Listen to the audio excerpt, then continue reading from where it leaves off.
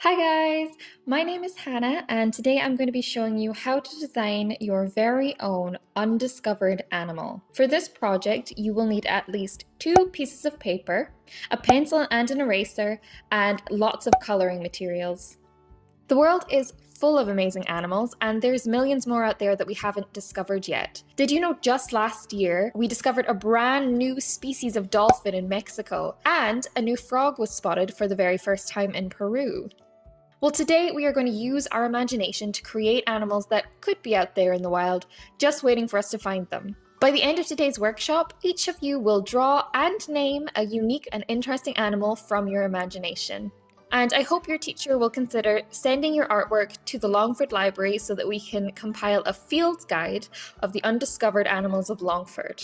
To get us started, let's have a little chat about why animals come in all different shapes and sizes. Nature is an incredible designer because every animal is perfectly evolved to live in the environment they were born into. For example, lions have evolved to sleep for up to 20 hours a day. That's so they don't overheat in the African sun. And the reason horses have hoofs instead of feet is because it allows them to walk for a longer time on hard surfaces. In fact, some species of fish have even evolved to have bones in their fins so they can crawl along the ocean floor. Isn't that incredible?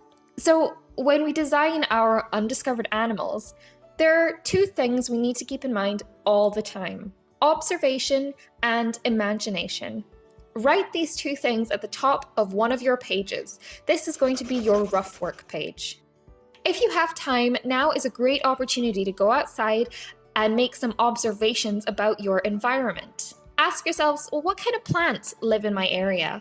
And what kind of animals eat those plants? What kind of weather do we have?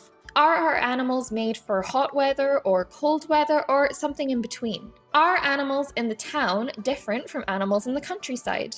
If you can't go outside right now, don't worry, just close your eyes and ask yourself the same questions. Take a minute now to pause the video and make a list of your observations near the top of your rough work page. So now that we've made some good observations about our environment, let's use our imaginations.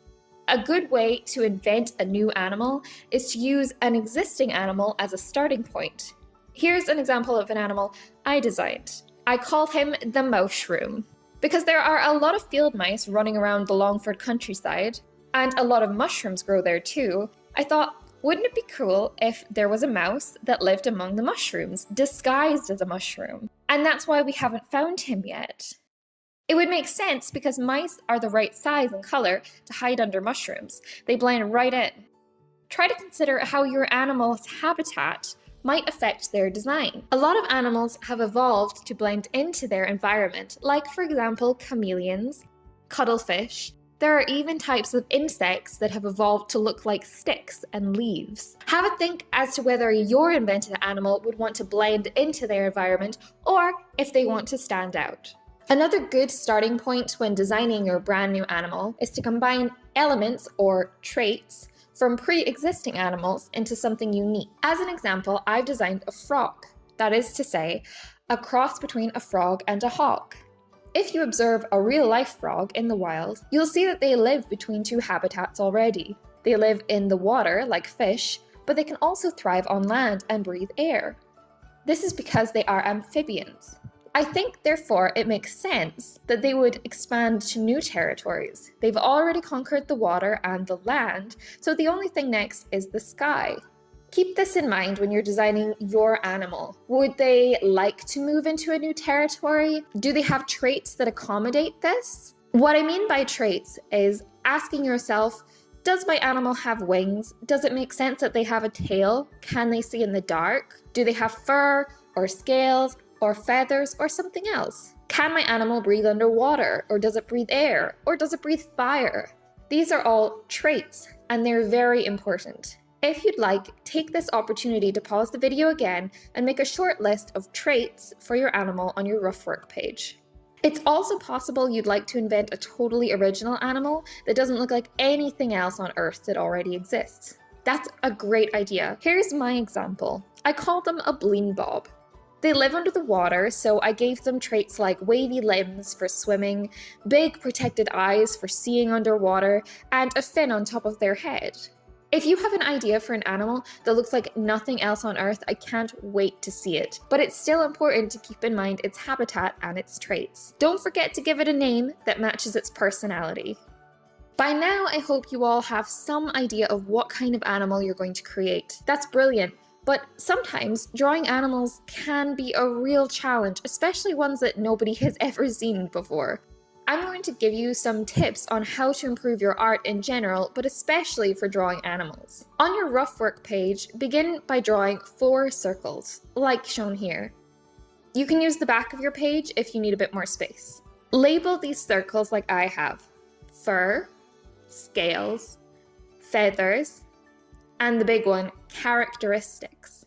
I'll explain more on that in a minute, but for now, let's start with how to draw fur. I know that you all probably know that drawing fur is really just drawing lines, but it's important to consider the direction that the fur is growing in.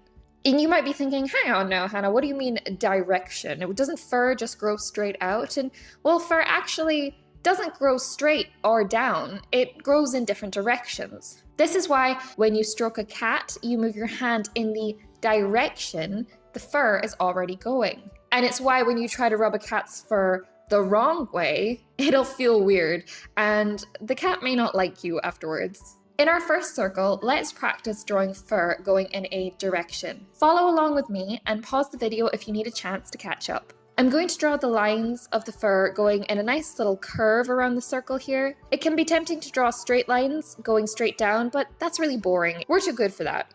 You guys can do way better than straight lines. Even when fur appears to be moving straight down towards the ground, it's usually going down in a V formation, like this. When you draw an animal with fur, giving the lines a little tilt like this will make a big difference to your artwork. If your animal has curly fur and you don't want to draw a straight line, I try to use squiggly lines that look like a squished S or a squished C. You can layer the lines above one another like this to show your animal is really fluffy. Alright, got it? Now let's move on to how to draw scales. There are a lot of scaly animals in the world, and drawing them can be tricky and intimidating. They're actually super easy. You can just draw you, like this. A lot of people think they need to draw every individual scale like this, but that's really too much, too many scales.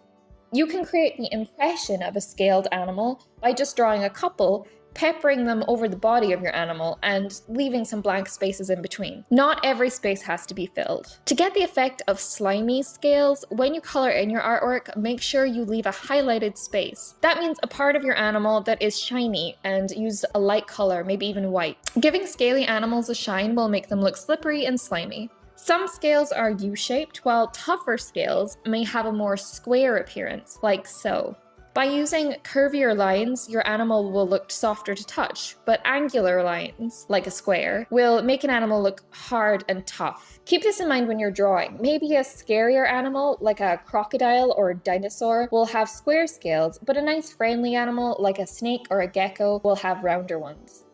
Once you have practiced a bit, experiment with different shapes and patterns of scales that your own invented animal might have. Speaking of dinosaurs, let's talk about feathers. Move down to your third circle and let's have a little practice. Normally when we think of feathers, we think of this like long sloping shape with lots of lines spreading out from the center. If you were going to draw a whole wing, it's going to be really time consuming to put all those lines on every individual feather. It's a lot of work, and often it can make your drawing look too detailed and a little cluttered. But when you look at real life birds, you'll notice that very rarely do we actually see all of the lines on their feathers. Their tummies, for example, are covered in feathers, but usually they just look like one big fluffy poofy surface with almost no lines at all. For their wings, it's much more important to get the right shape than to draw all of the lines on every feather. This time, let's draw a wing and prioritize the right shape. It extends out with a point at the end. Now I can start filling in the shapes of the feathers. I'm only going to give the really big feathers the detailed lines, and all of the smaller feathers at the top of the wing, I'm just going to give a general shape, a bit like what we did with the scales.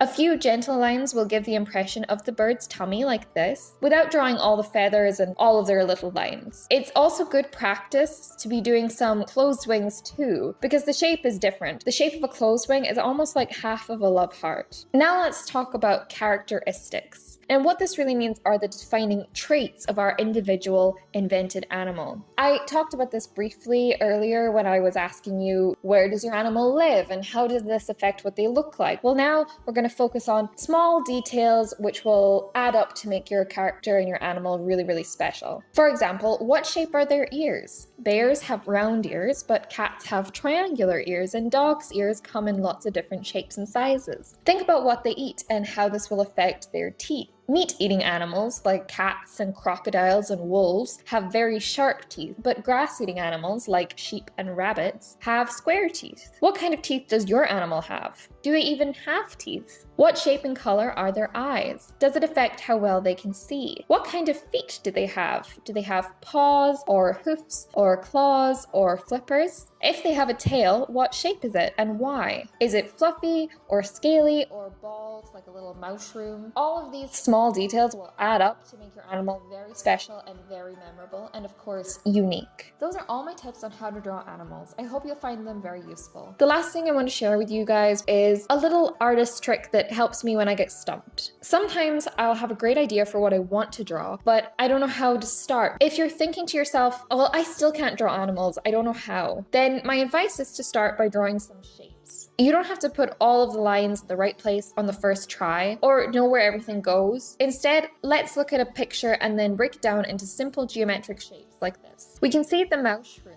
is made up of a circular oval shape and sort of a triangular head with a semicircle on top for the mushrooms. Once I know what shapes an animal is made out of, I can start drawing anything. It doesn't have to look perfect right away, but having those simple shapes as my starting point, the circle and the triangle and the semicircles, it makes me feel like I know what I'm doing. And from there, all I have to do is fill in the gaps and fill in the rest of the details.